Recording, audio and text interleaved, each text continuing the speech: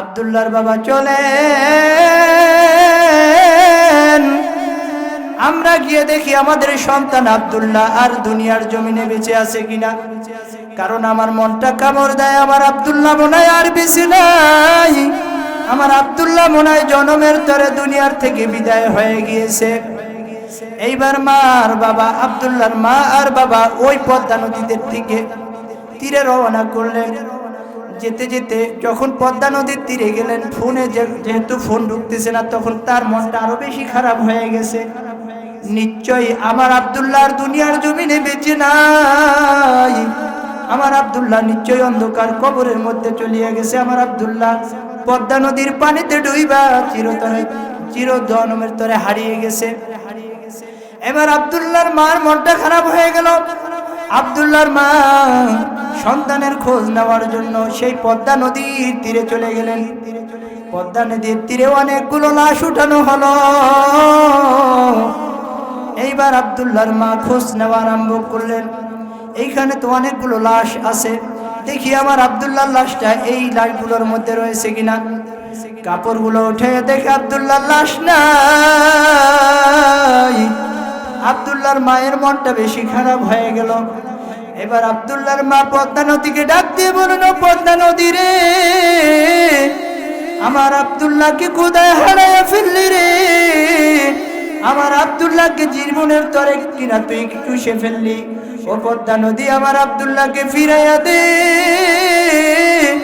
আমার আব্দুল্লাহকে তুই ফিরাইয়া দে। এবার আল্লাহর কাছে বলতেছে, ও পদ্মা নদীর মালিক, আমার আব্দুল্লাহকে কত আদর করে যত্ন করে আমি পিনাক ছয়তে উঠাইয়া দিলাম, আমার আদরের ধনকে তুমি কারিয়া দিলা। আমার মায়ের মনটা বড় খারাপ। ও পদ্মা নদীর মালিক, তুমি আমার আব্দুল্লাহকে ফিরিয়ে দাও। অনেক খোঁজাখুঁজি করলো, খোঁজাখুঁজি করার পরে আব্দুল্লাহকে আর পেল না। মা বাবা কান্না জড়িত চোখ নিয়ে, কান্না জড়িত মুখ নিয়ে, দেহ নিয়ে বাড়িতে চলে আসলো। দীর্ঘ 1 সপ্তাহ পরে আবার টেরাই করলো, দেখি আমার আব্দুল্লাহর ফোনে ফোন ঢুকি কিনা। এবার যখন ফোন দিলেন, ফোনের মধ্যে কল বাজা আরম্ভ করলো। যখন রিং পড়লো, ফোনটা ওই পাশ থেকে যখন রিংটা চাপ দিল, কলটা রিসিভ করলো। কলটা রিসিভ করার সাথে সাথে মা ডাক দিয়ে বলে, আব্দুল্লাহ, বাবা আব্দুল্লাহ, তুই এখনো বেঁচে আছো বাবা? আমরা তো মনে করেছিলাম তুই জীবনের তরে হারিয়ে গিয়েছো বাবা। ওই পাশ থেকে আর আওয়াজ আসে, মা, আমি তোমার আব্দুল্লাহ নই রে মা, আমি হইলাম পদ্মা থানার ওসি। তোমার আব্দুল্লাহ লাশটা পাওয়া গেছে আমাদের পদ্মা থানা থেকে, তোমরা তোমার আব্দুল্লাহকে নিয়ে যাও। মায় কান্না আরম্ভ করিয়া দিলেন। কান্না জড়িত কণ্ঠ নিয়ে তার স্বামীকে ডাক দিলেন, স্বামী, আমার আব্দুল্লাহকে জীবিত পাইলাম না, চলো। আমার আব্দুল্লাহ লাশটা পদ্মা নদীর তীরে যে থানা রয়েছে, সে থানায় রয়েছে, চলো আমার আব্দুল্লাহ লাশটাকে নিয়ে আসি। এইবার সন্তানের খুঁজে মা বাবা পদ্মা নদীর থানায় গেল। থানায় যেহেতু 1 সপ্তাহ পর্যন্ত নদীর পানির ভিতরে ছিল, লাশটা পয়সা দুর্গন্ধ ছুটে গেছে। থানার অদূরে একটা কাপড় দিয়া পেঁচাইয়া, হোগলা পেঁচাইয়া লাশটাকে রেখে দিছে। মানুষ ধারে গন্ধের কারণে চাপতে পারে না। তার মা ডাক দিয়া বললেন, ও পদ্মা থানার ওসি, বলো আমার আব্দুল্লাহ লাশ কোথায়, আমার আব্দুল্লাহ লাশ কোথায়? এইবার পদ্মা থানার ওসি বলতেছেন, ওই তোমার আব্দুল্লাহর লাশ, তোমার আব্দুল্লাহর লাশটাকে ওইখান থেকে উঠিয়ে নিয়ে যাও। এবার পদ্মা থানার ওসির কথা মোতাবেক মা সাথে সাথে দৌড় দিয়ে ওইখানে চলে গেলেন। যখন ওই হোগলাটাকে ছড়াই দেওয়া হলো, খুলে দেওয়া হলো, হোগলার বান খুলে দেওয়া হলো, এরপরে তার মুখোশ থেকে, তার মুখ থেকে কাপড়টাকে সরাইয়ে দেওয়া হলো। এত বিশ্রী দুর্গন্ধ, মানুষ ধারে কাছে চাপতে পারে না। কিন্তু মা এমন মমতা বইবা, কারণ মা বুঝে সন্তান হারানোর যন্ত্রণা কত কঠিন।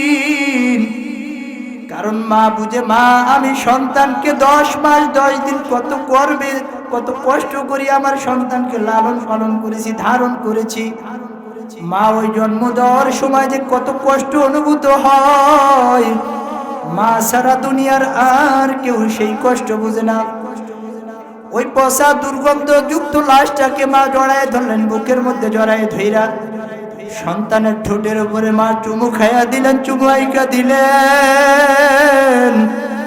চুমু আইকা দেওয়ার সাথে সাথে, চুমুটা দেওয়ার সাথে সাথে সন্তানের মুখ থেকে গোশত খুইলা মায়ের মুখে চলে আসলো। মা দুঃখিনী কান্না জড়িত করতে বলে, আব্দুল্লাহ তুই জীবনের তরে আমাদেরকে হারায় গেলি রে সন্তান, আমাদেরকে এতিম বানায় গেলি। আমাদের মতো পুরা কপাল মা বাবা যেন আর দুনিয়ার জমিনে না হয়। ও আব্দুল্লাহ, তোদেরকে যদি পিনাক সইতে না উঠাইয়া দিতাম, তাইলে হয়তো তুই দুনিয়ার জমিনে বাবা বেঁচে থাকতি। ও বাবা রে, তোকে আমি জীবনের তরে হারাইয়া ফেললাম বাবা, তুই আমার বুকে ফিরে আয় রে মানি, ফিরে আয়। ভাবে মা কাকুতি মিনতি করে আর আল্লাহর কাছে বলে, আল্লাহ তুমি কেন আমার সন্তান আব্দুল্লাহকে আমার থেকে কাড়িয়া নিলা? আব্দুল্লাহর মায়ের মুখের মধ্যে যখন ওই গোস্তখানা চলে আসলো, যখন আব্দুল্লাহর মা গোস্তখানায় এরপরে ঠোঁট থেকে ফালাই দিল, দুনিয়ার মানুষগুলো অন্য অন্য মানুষগুলো সি সি করতেছে। আর মা বলতেছেন, তোরা আমার ব্যথা বুঝবি না, আমার কষ্ট বুঝবি না। আমার জাদুমণিকে আমি কতটা ভালোবাসি একমাত্র আমি জানি। আমার জাদুমণিকে যখন আমি দুনিয়ার জমিনে এনেছি, কত কষ্ট করে আমি আমার পেটে ধারণ করেছি আমি জানি। আমার জাদুমণি আমার বুকের মধ্যে কত হাজার হাজার বার লাথি মেরেছে, আমি অনেক কষ্ট পেয়েছি। তোরা বুঝবি না, তোরা বুঝবি না আমার জাদুকে হারানোর যন্ত্রণা কত কঠিন, এইগুলা তোরা বুঝবি না। এই ঘটনাটা বলা আমার মূল মাকসাদ নয়, আমি এইটা এই কারণেই বলতে চাইছি। আল্লাহ রাব্বুল আলামিন বলতেছেন, বান্দা ওয়াবুদুল্লাহ, হে আমার বান্দা তোমরা আমি আল্লাহর ইবাদত করো, ওয়ালা তুশরিকু বিহি শাইআ, হে বান্দা আমার সাথে কাউকে শরীক করিস না, কারণ আমি এগুলা বরদাস্ত করতে পারি না। এই ঘটনাটা বলার মাকসাদ আমার এইটাই উদ্দেশ্য যে দেখেন যে মাকে আল্লাহ রাব্বুল আলামিন 100% ভালোবাসার থেকে 1% ভালোবাসা দিয়েছে। সেই তার মা সন্তান মারা যাওয়ার পরে মুখের থেকে গোস্তখানা সরিয়া যায়, মুখের থেকে গোস্তখানা সরিয়া যায়, মা তার সন্তানের মায়া মমতা এতটাই সন্তানকে মোহাব্বত করে যে পচা দুর্গন্ধযুক্ত লাশটাকে তার বুকের ভিতরে আঁকড়ায় ধরছে। বুকের ভিতরে জড়ায়ে ধরার পরে তার মুখের মধ্যে চুম্বন করে পচা দুর্গন্ধযুক্ত সেই গোস্তগুলো মায়ের ঠোঁটের ভিতরে চলে আসে। মা তারপরও তার সন্তানকে পারত দূরে রাইখা এরপরে ওই বান্টি অবস্থায় নিয়ে অন্য মানুষের মাধ্যমে তাদেরকে ওই তার সন্তানকে দাফন কাফন করতেন। আল্লাহ তাআলা বলেন, তোর মাকে আমি মাত্র 1% ভালোবাসা দিয়েছি। সেই তোর মা 1% ভালোবাসার এতটাই তাসির যে তোর পচা দুর্গন্ধযুক্ত লাশের ঠোঁটের থেকে, লাশের থেকে, তোর মুখের থেকে দুর্গন্ধযুক্ত যে গোস্ত রয়েছে সেইগুলা মা মুখে দিতে দ্বিধাবোধ করে না। তাহলে যে আমি আল্লাহ 99% ভালোবাসা আমি আল্লাহ তাআলা আমার কাছে রেখে দিয়েছি। ও বান্দা বল, তুই যখন আমি আল্লাহর সাথে কাউকে শরীক করো, তখন আমি আল্লাহ রাব্বুল আলামিন সেটা কিভাবে বরদাস্ত করি? হে আমার বান্দা, তুই যত বড়ই অপরাধ করো না কেন, আমি আল্লাহর কাছে যখন তুই ক্ষমা চাও, আমি রাব্বুল আলামিন তোকে সাথে সাথে ক্ষমা করে দেই। কারণ আমি কোরআনের আয়াতের মধ্যে বলেছি, লা তাকনাতু মির রাহমাতিল্লাহ, হে আমার বান্দারা খবরদার খবরদার, আমার রহমত থেকে তোমরা নৈরাশ হইও না। যদি আমি আল্লাহর কাছে তোমরা গুনাহ করার পর জীবনের তরে তওবা করতে পারো, ক্ষমা চাইতে পারো, আমি আল্লাহ রাব্বুল আলামিন মাফ করে দিব। এ বান্দা, এরপরও যখন তুই অতিরঞ্জিত করবি, আমি সমস্ত গুনাহগুলো তোর ক্ষমা করে দিব। তুই যত বড় পাপ করো না কেন, আমি আল্লাহ ক্ষমা করে দিব। কিন্তু খবরদার খবরদার বান্দা শোন, যত বড়ই পাপ করো, মদ খেয়েছস, গাঁজা খেয়েছস, বড় বড় অন্যায় করেছস, জিনা ব্যভিচারের মতো কাজ করেছস, যত বড়ই তুই অন্যায় করস না কেন, আমি আল্লাহর কাছে খাঁটি মনে তওবা করবি, আমি আল্লাহ রাব্বুল আলামিন সাথে সাথে তোর জীবনের গুনাহগুলো মাফ করে দিব। কিন্তু বান্দা খবরদার খবরদার, আমি আল্লাহ রাব্বুল আলামিনের সাথে যদি তুই কাউকে শরীক করো, অন্য কোনো ভগবান খোদা মানো, তাহলে আমি আল্লাহ রাব্বুল আলামিন তোদেরকে কঠিন কালেও ক্ষমা করব না। যে আল্লাহ রাব্বুল আলামিন 1% ভালোবাসা দিয়ে মাকে তৈরি করেছেন, মায়ের মনে 1% ভালোবাসা দিয়েছে, সেই মা সন্তানের দুর্গন্ধযুক্ত ঠোঁটের গোস্ত মুখে নিতে দ্বিধাবোধ করেন না। আল্লাহ রাব্বুল আলামিন বলে, বান্দা তোকে আমি তৈরি করার পরে আমি তো আল্লাহ রাব্বুল আলামিন 99% ভালোবাসা আমার কাছে রেখে দিয়েছি। এখন তুই অপরাধ করার পরে আমি কিভাবে তোকে জাহান্নামে দেই বল? আমি আল্লাহ রাব্বুল আলামিনের তোকে জাহান্নাম দিতে অনেক মায়া লাগে, কষ্ট লাগে। আমার জাহান্নামে তোকে দিতে মন চায় না, দুজকে তোকে দিতে মনে চায় না। কিন্তু বান্দা তুই যখন অতিরঞ্জিত করে ফেলো, গুনাহ করতে করতে সীমা অতিক্রম করে ফেলো, যখন গুনাহ করছো, নামাজ পড়ো নাই, রোজা রাখো নাই, জিনা ব্যভিচার করছো, মদ খেয়েছো, গাঁজা খেয়েছো, এটাও আমি আল্লাহ রাব্বুল আলামিন ক্ষমা করে দিয়েছি। এরপর তুই যখন আমি আল্লাহ রাব্বুল আলামিনের সাথে অন্য আরেকজনকে ভগবান খোদা মানলি, সূর্যকে ভগবান মানলি, খোদা মানলি, এরপরে অন্য লেন্ডি গাছ, আরো বিভিন্ন গাছগাছালি, তুলসী গাছ, বট গাছ, এগুলাকে তুই যখন খোদা মানুষ, তখন আল্লাহ আমি এটা বরদাস্ত করতে পারি না। আমি আল্লাহ রাব্বুল আলামিন এটা বরদাস্ত করতে পারি না। আমি আল্লাহ রাব্বুল আলামিনের মধ্যে 99% ভালোবাসা থাকার পরেও আমি আল্লাহ রাব্বুল আলামিন তোকে নিশ্চিত জাহান্নামে দিয়ে দিব। আমি আল্লাহ মোটেও মায়া করব না, মোটেও মায়া করব না। এটা যতক্ষণ না তুই আমি আল্লাহর কাছে ক্ষমা চাইবি, দিল থেকে খাঁটি মনে তওবা করবি, ততক্ষণ পর্যন্ত আমি এই গুনাহটাকে ক্ষমা করব না। দুইটা বিষয়ে আল্লাহ রাব্বুল আলামিন কঠিন কালেও তওবা ছাড়া ক্ষমা করবেন না। একটা হলো মানুষের হক, যেটা আপনি মানুষকে অন্যায়ভাবে মানুষের হকগুলোকে আপনি কেড়ে নিয়ে খেয়ে ফেলেন, মানুষের হকগুলোকে আপনি নষ্ট করে ফেলেন, সেই হক এবং রব্বুল আলামিনের সাথে আপনি যে শরীক করলেন, এটা আল্লাহ রব্বুল আলামিন কঠিন কালেও ক্ষমা করবেন না। আল্লাহ রব্বুল আলামিন বলছেন যে বান্দা ওয়াবুদুল্লাহ ওয়ালা তুশরিকু বিহি শাইআ, আমি আল্লাহ রব্বুল আলামিনের সাথে কাউকে শরীক করিস না। এরপরে বান্দা ওয়াবিল ওয়ালিদাইনি ইহসানা, তোর যে মাতা পিতা রয়েছে, তোর মাতা পিতা, যে মাতা পিতা তোকে কষ্ট করে লালন পালন করেছে, তোকে বিবাহ করাইছে, সুন্দরী স্ত্রী দিয়েছে, এবং তোমার মাতা পিতার সাথে সৎ ব্যবহার করো। আমার আজকে মূল আলোচ্য বিষয় হলো মাতা পিতার সাথে সৎ ব্যবহার করতে হবে। কিভাবে? আল্লাহ রাব্বুল আলামিন, আপনি যদি মাতা পিতার সাথে অসৎ আচরণ করেন, তাহলে আল্লাহ রাব্বুল আলামিন কঠিন কালেও আপনাকে ক্ষমা করবেন না। আল্লাহ রাব্বুল আলামিন বলেছেন, বান্দা তুই তোর মাতা পিতার সাথে অসৎ আচরণ করিস না, এটা আমি আল্লাহ রাব্বুল আলামিন বরদাস্ত করতে পারবো না। কারণ তোর মা বাবা যদি আমি আল্লাহর কাছে তোর জন্য বদদোয়াও করে দেয়, তাহলে আমি আল্লাহ রাব্বুল আলামিন কবুল করে নিব। আর তোর মাতা পিতাও যদি তোর জন্য দোয়াও করে দেয়, সাথে সাথে আমি আল্লাহ রাব্বুল আলামিন কবুল করে নিব। সুবহানাল্লাহ বলবেন না?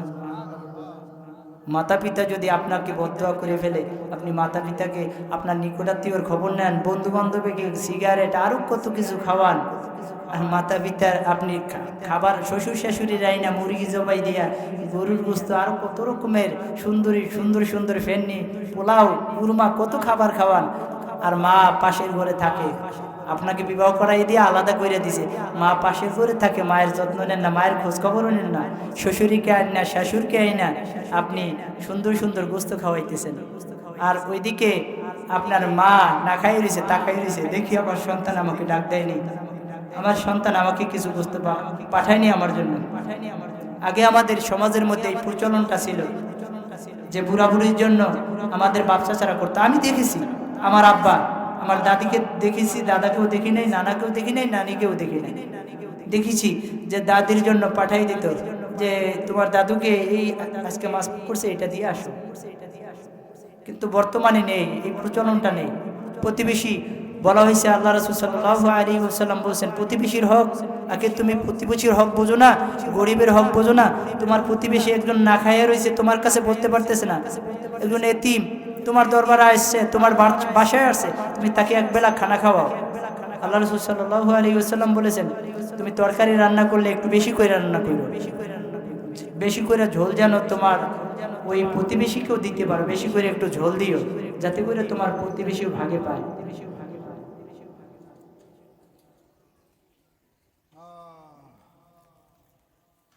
রব্বুল আলামিন এই জন্য ওয়াবিল ওয়ালিদাইনি ইহসানা, মাতা পিতার সাথে সদ্ব্যবহার করা চাই।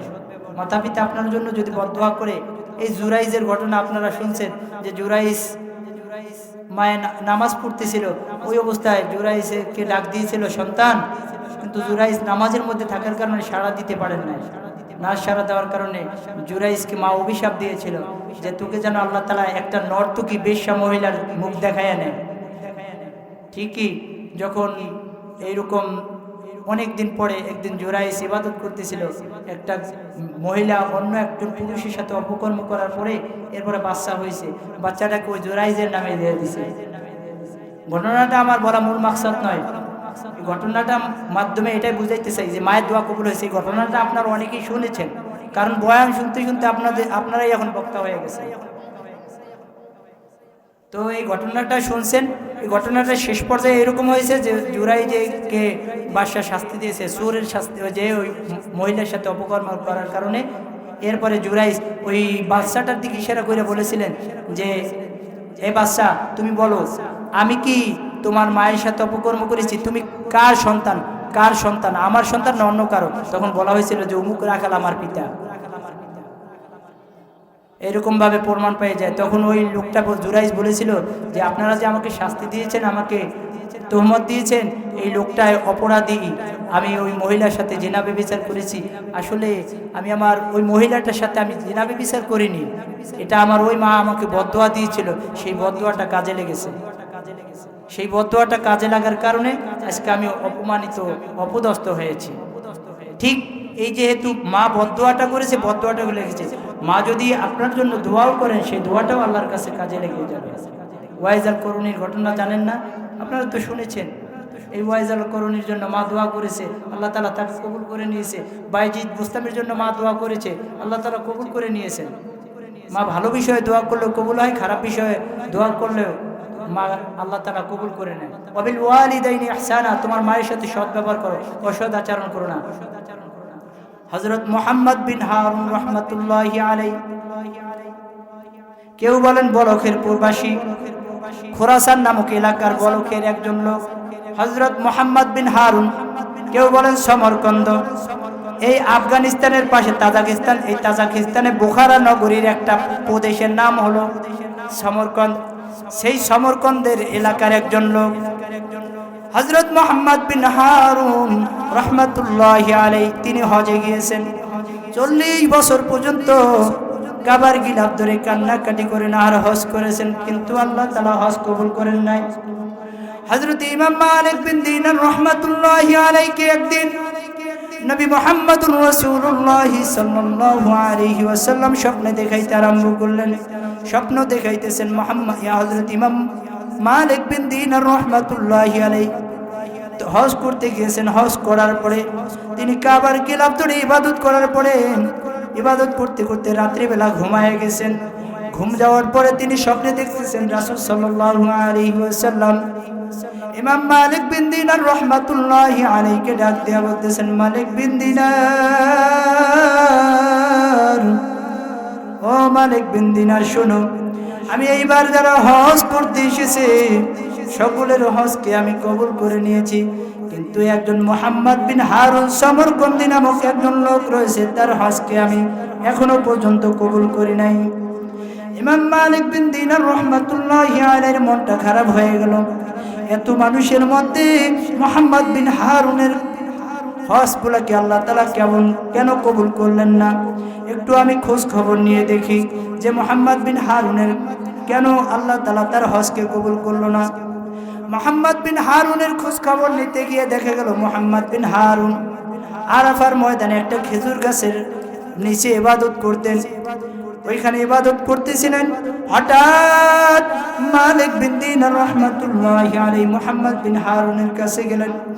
মুহাম্মদ বিন হারুনের কাছে গিয়ে বলেন, ভাই মুহাম্মদ বিন হারুন, নবী মুহাম্মদুর রাসূলুল্লাহ সাল্লাল্লাহু আলাইহি ওয়াসাল্লাম আমাকে স্বপ্নে দেখিয়েছেন এই পরিপূর্ণ হজ কাফেলা যত এসেছে মক্কায় হজ করতে এসেছে, সকল কাফেলার হজকে আল্লাহ রাব্বুল আলামিন, সমস্ত হাজীদের হজকে আল্লাহ রাব্বুল আলামিন কবুল করে নিয়েছেন। ও মুহাম্মদ বিন হারুন বলেন, আল্লাহ রাব্বুল আলামিন আপনার হজকে কেন কবুল করেন না? এইবার মুহাম্মদ বিন হারুনকে যখন দুঃসংবাদটা দিলেন, এবার মুহাম্মদ বিন হারুন বলতেছেন, হুজুর আপনি মালিক বিন দিনারও আমাকে খোঁজ খবরটা দুঃসংবাদটা দিলেন। এরকম হুজুর আমাকে একবার না দুইবার নয় 40 বছর পর্যন্ত এইরকম বড় বড় হুজুরেরা আমাকে এসে এরকম দুঃসংবাদ দেয়, আমার হজ 40 বছর পর্যন্ত কবুল হয় নাই। হযরত ইমাম মালিক বিন দিনার রাহমাতুল্লাহি আলাইহির মনের মধ্যে কৌতূহল জেগে গেল যে 40 বছর পর্যন্ত মুহাম্মদ বিন হারুন হজ করে, কিন্তু আল্লাহ তাআলা কেন তার হজকে কবুল করেন নাই? এবার মুহাম্মদ বিন হারুনকে জিজ্ঞাসা করলো, মুহাম্মদ বিন হারুন বলো, কেন আল্লাহ রাব্বুল আলামিন কোন ঘটনার কারণে তোমার হজকে কবুল করে নাই? এবার মুহাম্মদ বিন হারুন দু চোখের পানি ছেড়ে দিয়ে কান্না করে বলে, হুজুর আমি মক্কার কোন লোক নই, আমি তাজিকিস্তানের বুখারা নামের এলাকার সমরকন্দের প্রবাসী মুহাম্মদ বিন হারুন। প্রায় 200-300 মাইল দূর থেকে আমি এসেছি, আমি 40 বছর পর্যন্ত এখানে হজ করতেছি। হুজুর 40 বছর পর্যন্ত আল্লাহ তাআলা আমার হজকে কবুল করেন নাই। হুজুর শোনেন কেন আল্লাহ তাআলা আমার হজকে কবুল করেন নাই? হুজুর আমি যখন ইয়াং ছিলাম, যুবক ছিলাম, 40 বছর আগের ঘটনা হুজুর। আমি একজন যুবক ছিলাম, আমি ছিলাম মদখোর, আমি ছিলাম গাঁজাখোর, আমার ছিল নেশাগ্রস্ত অবস্থায় আমি থাকতাম, মদ খেয়ে মাতাল হয়ে পড়ে থাকতাম। হুজুর আমি একদিন রোজা রমজানের দিন রাত্রিবেলা আমি মদ খেয়ে গাঁজা খেয়ে মাতাল হয়ে বাড়িতে ফিরে এসেছি। আমার মাথার সেন্স ঠিক ছিল না। আমি যখন রাত্রে গভীর রাত্রে এসেছি, মা আমাকে গালমন্দ করেন, সন্তান তোর জন্য আজকে আমি দরজা খুলবো না, তুই প্রতিদিন এইরকম নেশাগ্রস্ত অবস্থায় আসিস, তোর জন্য আমি দরজা খুলবো না। হুজুর যখন আমি নেশাগ্রস্ত অবস্থায় ছিলাম, আমার মাথা ঠিক ছিল না, মা যখন আমাকে এরকম গালমন্দ করার পরে দরজা খুলতে বারণ করলো, হুজুর আমি দরজা কেটে হাক্কা দিয়ে মায়ের সাথে অসৎ আচরণ করা আরম্ভ করলাম, মায়ের গালে থাপ্পড় লাগাই দিলাম। হুজুর মাকে আমি ধাক্কা দিয়ে চুলার ভিতরে ফেলাই দিলাম, জ্বলন্ত অগ্নিশিখার মধ্যে ফেলাই দিলাম। যখন মা আমার মাথা ঠিক ছিল না, মাকে আমি এমন ভাবে ধাক্কা দিলাম, কয়লা জ্বলন্ত আগুনের ভিতরে মা আমার ধাক্কা খেয়ে বুড়া মানুষ কয়লার ভিতরে পড়ে গেল, জ্বলন্ত অগ্নিশিখা চুলার মধ্যে পড়িয়ে গেল। হুজুর মা আমার ওই চুলার মধ্যে পিড়া করিয়া আমার বৃদ্ধ মা কয়লার মতো ছাই হয়ে গেছে। হুজুর আমি যখন সকালবেলা আমার মাথার সেন্স ঠিক হয়েছে, আমার বউকে দেখতেছি, আমার স্ত্রীকে দেখতেছি, খাতার গাঁটটি কুট্টি সবকিছু গুছ কইরা ব্যাগ গুছ কইরা শ্বশুর বাড়ির দিকে রওনা। হুজুর শ্বশুর বাড়ির দিকে রওনা, আমি স্ত্রীকে বলি, স্ত্রী তুমি কেন ব্যাগ গুছিয়ে কোথায় যাচ্ছ বলো? এবার বলতেছে, তুমি রাত্রে মায়ের সাথে কি আচরণ করেছো, তুমি কি তোমার কি সেগুলো খেয়াল নাই? তুমি যে তোমার মায়ের সাথে যে আচরণ করেছো আমার সাথে যে করবে না, এটা আমি কেমনে বুঝি? হুজুর আমার মাথা ঠিক ছিল না, আমি বলতেছি আমি আমার মায়ের সাথে কি এমন ব্যবহার করেছি, আমি কি খারাপ ব্যবহার করেছি? হুজুর